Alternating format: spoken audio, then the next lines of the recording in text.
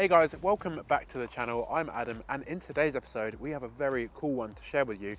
It is a two-car battle between the Xpeng G6 and the brand new Tesla Model Y. Ollie's over here as well today. What do you think, Ollie? Well, it's going to be an interesting one because this Xpeng G6 gives us another option. It's cheaper by £5,000. We all know and love the Model Y. We're going to do them back to back, the good, the bad, the practical, put them on the same roads and find out which one is the best. Just to let you guys know, we release an episode every single Friday. Next week, we check out the brand new Hyundai Santa Fe plug-in hybrid. So hit that subscribe button so you don't miss that episode. Okay, let's compare some stats from the G6 to the Model Y then. So we've got power. The G6 standard range, 255 horsepower. The Model Y, we're going to do the rear-wheel drive version. That's 295 brake horsepower. 0 to 62 in the Xpeng, 6.6 to 6.9 seconds. They say the Model Y is a 5.6 seconds, 0 to 62. Then we've got battery size. In this is a 66 kilowatt hour battery in the G6, and in the Model Y, they don't actually list real sizes, but we reckon from 75 to 80 kilowatt hours. Range is important. G6 standard can get 270 miles claimed. The Model Y, 311. Max charge, 215 for the G6, 250 for the Model Y, both rear-wheel drives. The G6 is £39,990 and the Model Y is £44,990. One thing that is really good is that you can have a Sentry cam, a dash cam. You just put a USB stick underneath your center console and it will record to that, because I know it's been a talking point when we spoke about other cars like BYD, and a deciding factor for some people in the comments have said, Tesla's got a built-in dash cam. If that car had it, I would get it. This has got those things, so that's really handy. Good handy feature, Xpeng. Okay, I want to talk to you about what the Xpeng is like when you're in sport mode. Put it in launch, foot to the floor. I tell you what, it is quick, and then it kind of plateaus off. But when you go into the corners, this is when you start to feel the weight of the car and the body roll. This is why I'd like a bit more bolsters in my seat, really, just to keep me in place. But I don't really think most people are going to get this for a car that is agile and sporty. But it does have a sport mode and it does have that launch, which gives you a little bit more. And you just, it moves. It moves about quite a lot when you're trying to go for a spirited, animated drive. Okay, what's the Model Y like on the B roads then? I've got it in the sport mode. Even if you go for the rear wheel drive standard Model Y, you're getting 5.6 seconds, which I think is more than enough for these UK roads, but this is quick. So I've got sport, chill's a lot more subdued, more progressive and smooth, and this is, when you are ready to have the power, it's such a sleeper, this car. You put your foot down and it sounds like a dog whistle. It literally, listen, you can just feel those motors kick in, and it's so addictive. There's so much drama with this new Model Y, and I just love that performance to the side of this. The steering, they changed the steering to be a little bit more calmer, because the old Model Y, people said it was very twitchy, it's very responsive. This is still pretty responsive and sharp. It's pretty mute. There's not much feedback through the wheel, same with a lot of electric vehicles. I would like a little bit more, because you've got performance in this car. I would like that feedback through the steering rack. Feel some micro vibrations, but you just don't. But overall, the steering works really well. I didn't have a problem with the old Model Y steering, same as the Model 3, sharp, responsive. Obviously, just being in a SUV, a little bit taller, some people found it a little bit twitchy, a bit scary for them. Jing them with the G6 standard range. Max charge of 210 kilowatts. Fast charge, you're looking at 10 to 80% in 20 minutes. 7 kilowatt wall box at home, 0 to full, 10 hours. What do you think about them times? Let's talk about charging them with the new Model Y. Max charge of 250 kilowatts. Expect to see 10 to 80% in 27 minutes. And then charging it on a 7 kilowatt wall box at home from 0 to full, you got 9 hours 45 minutes for the rear wheel drive, smaller battery, and then on the long range, you're looking at 12 hours from 0 to full. Pause on the video just to share with you some of our latest links. We've got some exclusive members content for you, so we're going to bring brand new lease deals and some car news for you, and some exclusive shorts as well. We've also got a brand new Patreon, so if you want your name featured in our videos, please sign up and follow the link in the description, as well as some brand new merch. We've got some cool designs I want you to check out and let us know what you think. Let's talk about the boot space then with the G6. You get 571 litres of boot space. It's not as big as a Model Y, obviously, but I think they are prioritising the rear passengers. But you have got a little bit of space underneath when you lift this carpet up, underneath there, and it's all felted as well, which is quite good, and a little bit of a cubby to put stuff in. Now, the parcel shelf, not a lot of people know this, but the parcel shelf, I've heard, doubles up as a projector screen. So when you go camping, which you can do with this car, and there's got a sleep mode, which I'll show you later, you can use your parcel shelf to play your favourite movies on. I think that's pretty cool. Also, you've got a little power outlet here, which is pretty handy, 12 volts, flicks up. But does it have a frunk? No, it doesn't.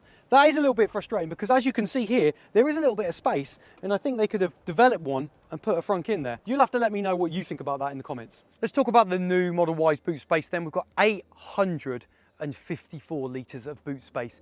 It is cavernous. There are holes and storage bits everywhere, and you can put your parcel shelf in here, loads of space for your cables, and you've got a massive hole either side. You could fit your weekly shop in there, right there, and literally right there. Honestly, I don't think you need anything bigger than this, and obviously you can knock these seats down with a touch of a button. It's all electric, which is fab.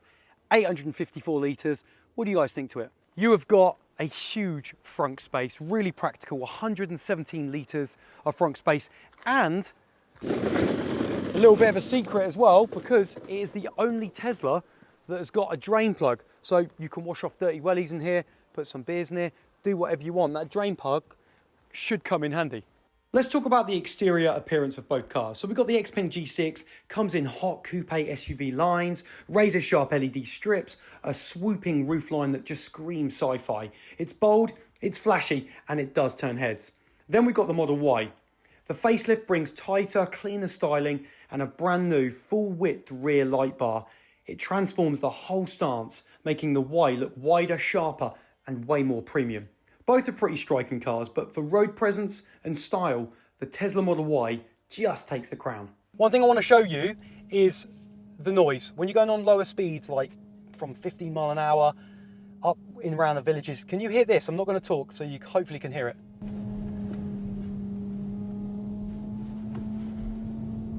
There's a bit of a whine. There's a bit of a whine coming from the front, and this is rear wheel drive, so it's something coming really I can hear from the bonnet. But most of the time, it's really quiet in here because you've got like double acoustic glass in the front and the back, and I think it's a good level of glass on your panoramic sunroof as well. So it is pretty quiet in the cabin, which is good because a lot of people want an electric car, want a relaxing space, and it is quiet, just pottering around. You just notice that whine every now and again when you're doing a bit of a low speeds. One thing I want to talk to you about is suspension. Now, I've seen a lot of magazines, not all, but some, absolutely slate the G6 on the suspension, saying it's really jolty and you get loads of thuds. And I've got to say, I think they're wrong. I don't see or have that experience from driving this car. I think it's been pretty good soaking up the lumps and bumps of the road. I've driven it on so many different roads. At the moment, we're quite on a smooth one, and it's pretty good. I say the whole car is built for comfort and smoothness. There's no drama, like it's not as dramatic as a Tesla when you put your foot down performance-wise, but in terms of suspension, it's just taken everything each road has got to give me. Okay, let's talk about the pros of each car. So the Xpeng G6 brings futuristic design, competitive pricing, it is cheaper, ultra fast charging too, and a clever sleep mode that makes it feel like a rolling smart home. It's bold, tech heavy, and packed with features.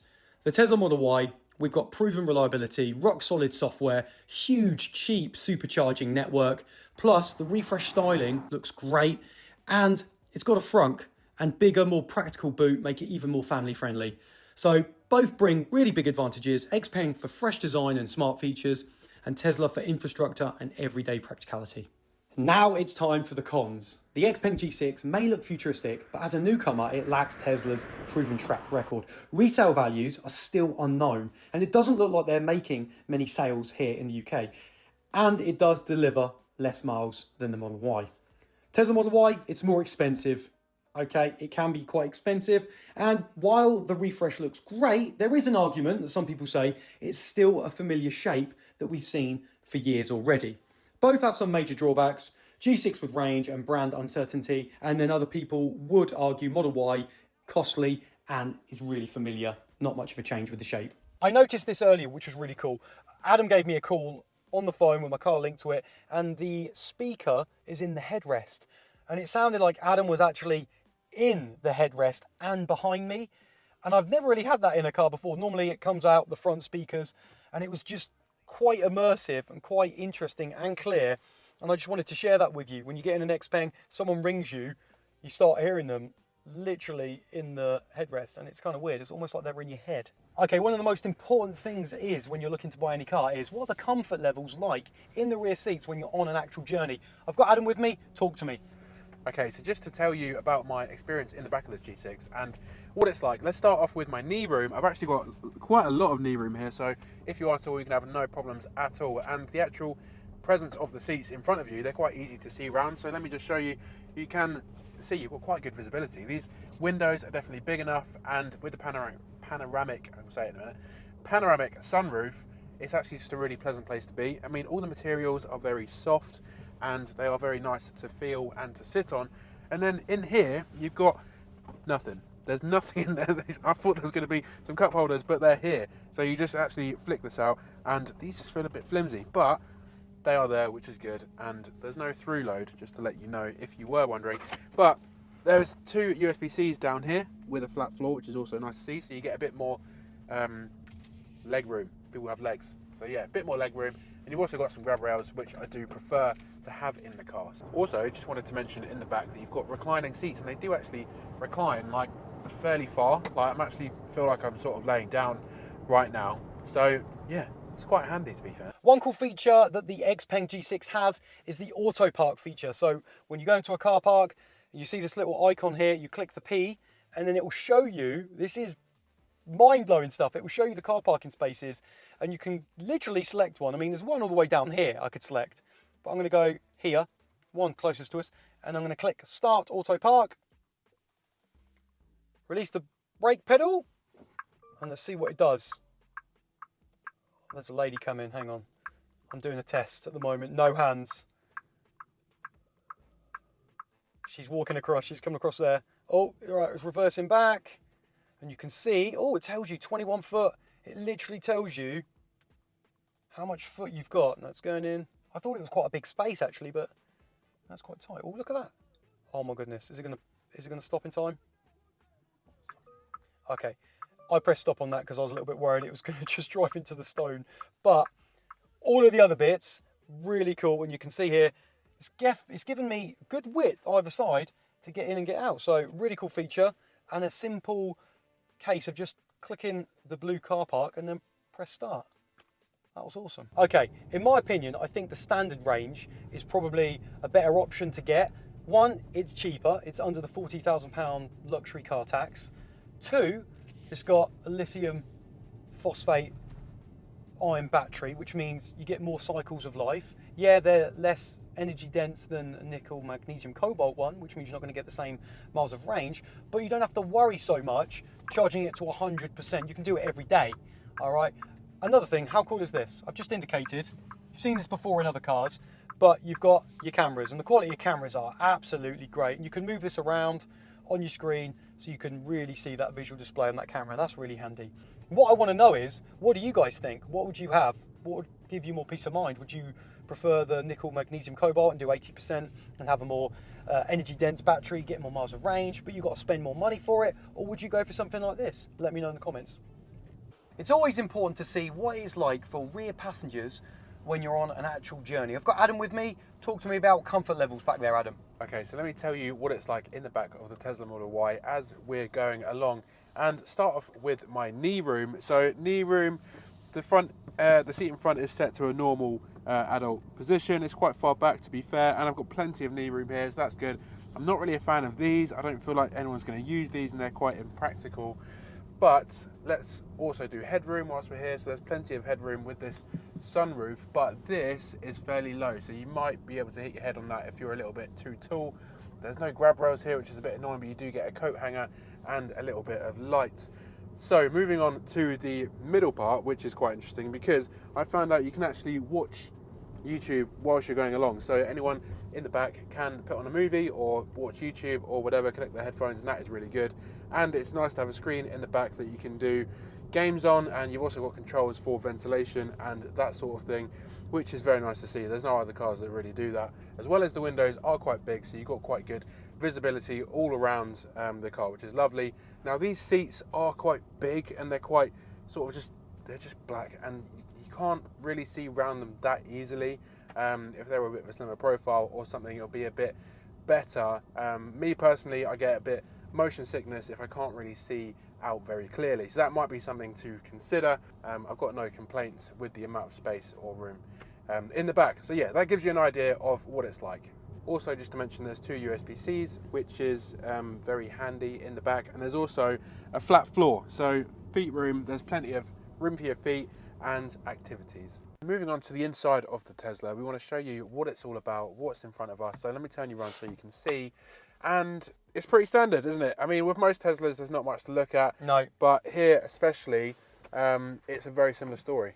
Yeah, it's very stark. It's very minimalistic inside. I think most people that know about Tesla now know that this is what it's like inside. So I don't think you can go, oh, there's not much to look at. There's not buttons, because it's been out for ages. They're not changing it. They have done a few changes. You've got a new steering wheel like you've got in the Highland Model 3. They've given you an indicator rather than having indicator on the wheel like they did with a facelift Model 3.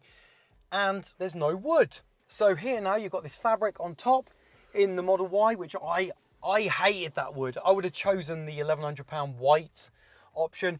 The ambient lighting has been brought in as well, like you've seen. The ambient lighting does look nice, doesn't it? I do enjoy that. And moving on to down here, because you've got 2 phone chargers here, but your phone does get quite hot because it's not ventilated. You've also got this massive cavern down here. Look, get your hand in there. Oh my goodness, I'm losing. Honestly, you could put... You could live in there, Adam. You could live in there. You could live in there. Literally. You've got 2 big cup holders here. And they've done this. This is new. They've given you extra lid, so now you can cover your cup holders, so when it's together like this, it looks more flush, more minimalistic. I don't know, I mean, you could argue, oh, it's nicer not to see the cup holders, but but this isn't, it's not an amazing surface, do you know what I mean? It doesn't look like, oh, well, that's lovely to look at. You know what I mean? I don't get that. No. But in here you've got some more storage, which is pleasant to see. And USB-C. USB-C in the front, as well as your phone chargers. Now, unlock the glove box for me. Unlock the glove box. So we go into controls, and then we go glove box up here. Bosh. See, that was a bit of a mission, wasn't it? So everything is controlled via the screen. Doesn't look very and big. This glove box is tiny, isn't it? You're not going to get much in there. That's like a letterbox. Open again. It's like a letterbox. That is like a letterbox. But let's be fair, there is 854 litres in the boot, 117 litres in the front. There's enough space other than the glove box, but you could put your little, you could put the Bible in there maybe. That's about it. True. Door bins, they look fairly average, don't they? They're not super big, but the materials are quite nice. So you've got leather, a bit of velvet there, and another bit of cloth there with your ambient lighting. So that is all very good to see in this Tesla. Now, seats have completely been redesigned. Your bolsters are a little bit better now, hugging you in your seat a little bit more. They've done loads of little extra updates. Apparently, 66% better for the call, like the microphones and stuff. So that's supposed to be really good. So you'll have to have a call in the Model Y. That'll be a good video, back to back, cool quality. And that's true. Lovely big sunroof though. That's always good to see. So that sunroof apparently now reflects 7 times more solar energy off to keep the cabin cooler. What do you think about that? Interesting. And to be fair, all of the windows are acoustic, which means it's a lot quieter. And to be honest, driving here to our little location today, because we had the older Model Y recently, I have noticed a huge difference in, it's less echoey because I'm quite loud when I talk, and it's just a lot quieter. So the improvement in the glass is noticed. That's true. I mean, a couple of negatives for me would be, I wish there still was a couple of buttons to just access your vents and stuff. I know it's quite easy to do it in here, but it still would satisfy me a little bit more. Reach for the grab handles. Oh, that's a big one.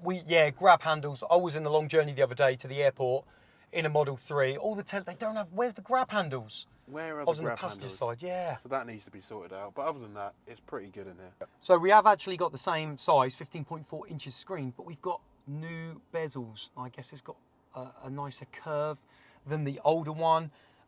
I don't know. That's supposed to be maybe a little bit more modern. What do you think to that? Yeah, I mean, this is obviously the main event in the car. It's quite nice because it sort of sticks out a little bit from the dash. So you do feel like you are, this is the centre of the cabin, and I feel like you're going to use this for everything. It's just like a massive iPad. Yeah. But it does do everything you need to. The graphics are very good. It's very responsive, so you can't really complain in that respect. But you don't have anything else to look at. Do you know what I mean? There's no dash over here, a little bit like the BYD. I would like a heads-up display. I think it would be so cool. Because they had it in the Model S, didn't they, where they gave you some information behind the wheel. It would be really good, and I think in terms of safety, to have either a DigiDash integrated in or a heads-up display, just to keep your eyes focused centrally, because I know it is there and you do get used to it, but still, I think for safety, it would be good to integrate that. Also, another note on the seats, they are ventilated now, which is pretty cool and handy. So look, if I click here, heated and ventilated in the front and just heated in the back, so that is very good. These are the notes that Tesla gave me. A little bit like I said earlier, the microphone clarity is improved by 66% for crisper calls. Connectivity sees a major boost with 50% faster cellular downloads, 300% faster Wi-Fi, and a 200% range increase. That's mad. And then the phone key performance is now 10 times more reliable. I never had a problem with it before. And it features an ultra wideband for hands-free trunk access via the Tesla app. So it sounds like a vast improvement in terms of connectivity there. Right, let me show you around the interior of this G6 then, starting with the seats that move as you come in. It's quite interesting, it just lifted me up quite high then. So I think you can set your preferences. It's got memory seats, which is nice to see. They're all electric. And just to start off, the materials of this car, it's very nice. It is very nice. I feel like it's a little bit more luxury really with this sort of fabric here, and just the various materials just seem quite luxury, don't they? Yeah, first thing I like to do when I get in any car, and this is £39,990, £5,000 cheaper than the Tesla. First thing I like to do is just feel up here, because most manufacturers and brands give you the scratchy stuff, but this has got a bit of give. So straight away, that is very tactile. Steering wheel, it's not circular, it's massive and chunky. This is going to be Marmite. I love it because I love a big, thick, girthy object in my hand, and so that works really well. Down here... That did sound weird. What? That did sound weird. No, not really. I'm talking about steering wheels. What are you talking about? Yeah. Stitching's good, and I'll tell you one thing, which you haven't said, which I thought you might do, is when you get in the seats, immediately, like you plunge into them. They've got so much give, and they're pretty comfortable, and they feel... Yeah, I mean, the first thing anyone notices is materials, aren't they? And the seats, they are quite squishy. They're quite nice, aren't they? I would say the bolsters could be a bit bigger. Really? Yeah, especially when you're driving a little bit. They just don't... I feel like a lot of manufacturers don't give you proper bolsters anymore. They don't grab you. Unless, like, you're in a BMW, and even, like, in the older BMWs, you have really nice ones where they just grip you and it feels like a bit of a hug. But, yeah, bolsters would be nicer to be a bit bigger. It's all leatherette as well, like faux leather, which is kind of weird because it does feel really cool and soft. Yep, definitely. So moving on to this main focus of the interior, which is this quite big screen, and we can say it's very responsive, isn't it? It's no lag. It's just very nice to use. Oh, that's cool. I didn't see like a bit of an Xpeng there in the background. Yeah. That is... I'll tell you what, I'm so impressed with the tech and software in this car. Now, everything, like Adam said, no lag, works really well. You've got some really cool apps, mindfulness space, sleep space. It's not overly, like, visually pleasing, is No, it? I mean, these look a bit dated, a bit like the old school BYD stuff. But when you are in the, and this is just like a copy on iOS, again, like Tesla, but it works. You can get to your drive modes like this. You've got some cool sounds.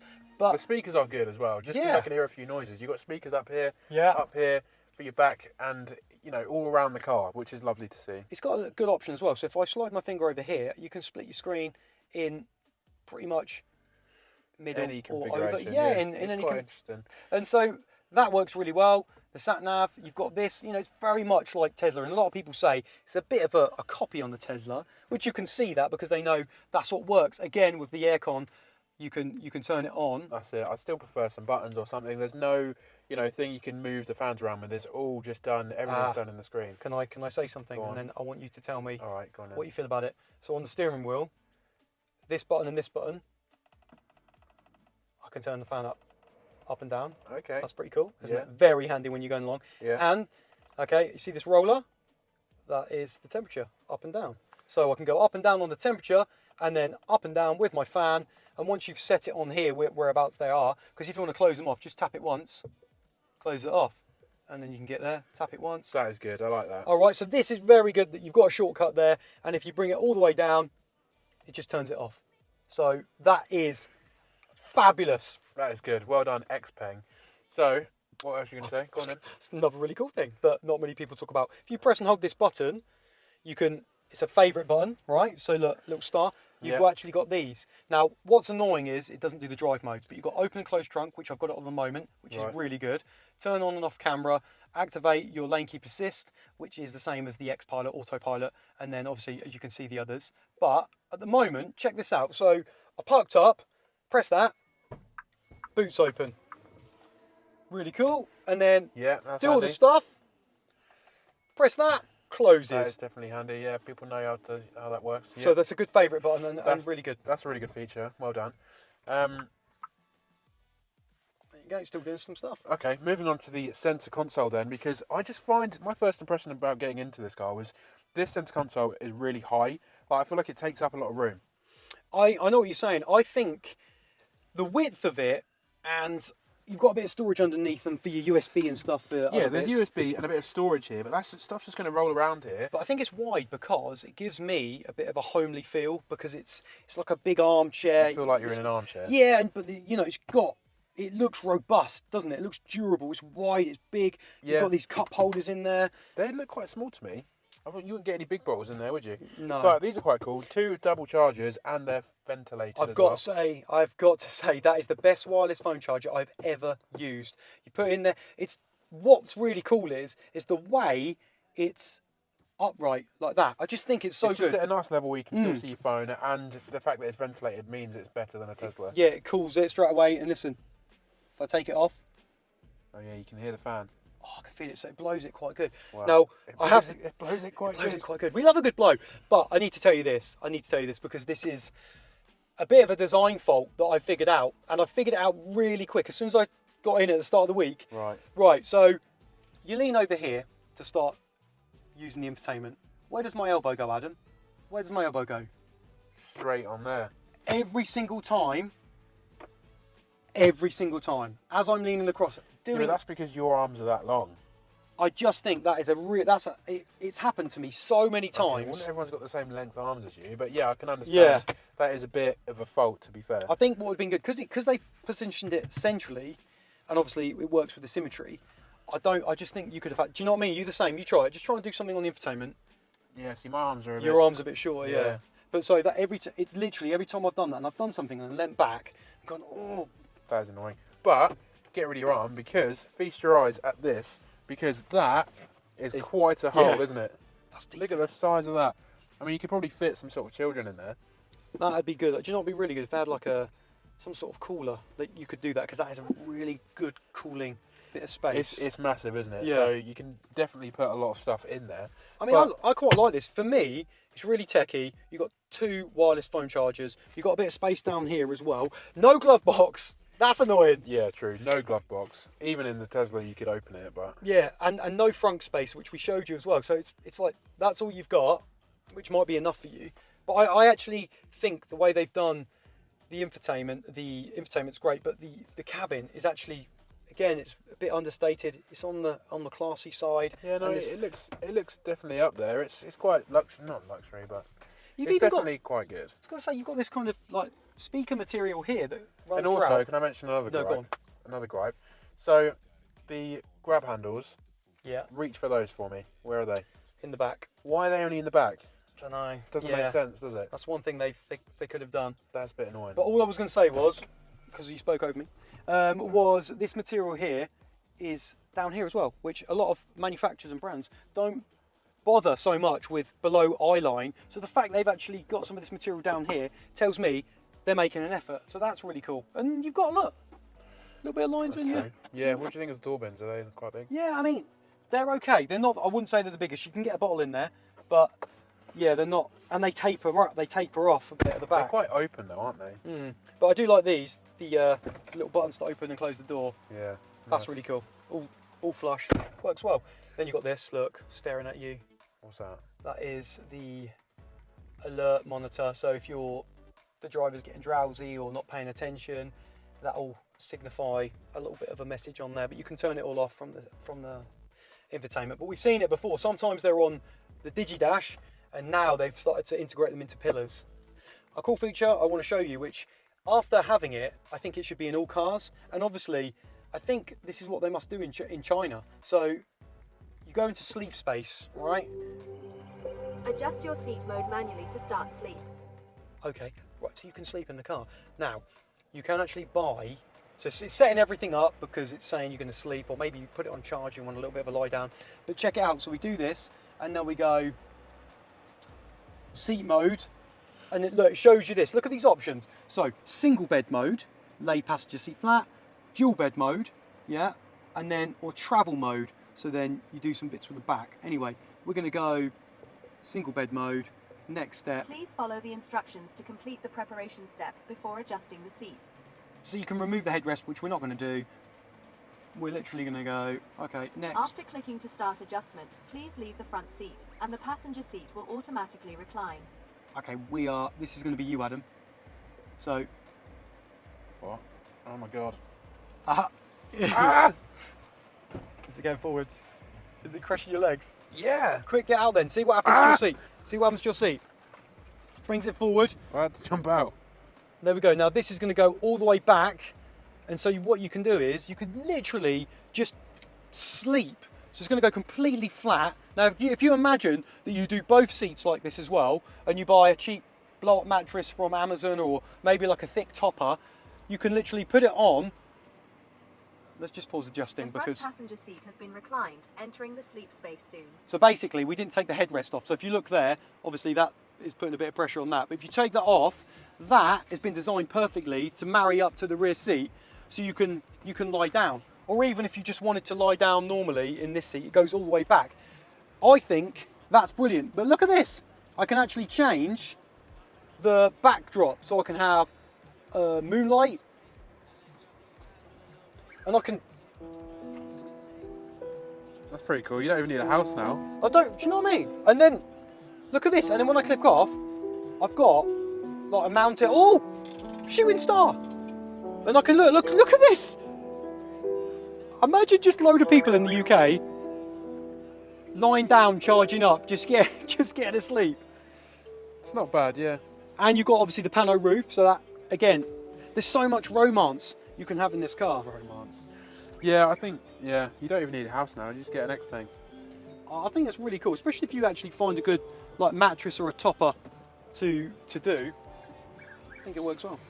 All right, guys, so time to make a decision between this G6 or the Tesla Model Y. You have to let us know what you think, which car you'd choose in the comments down below. But Ollie's over here. What do you think? Which one are you picking?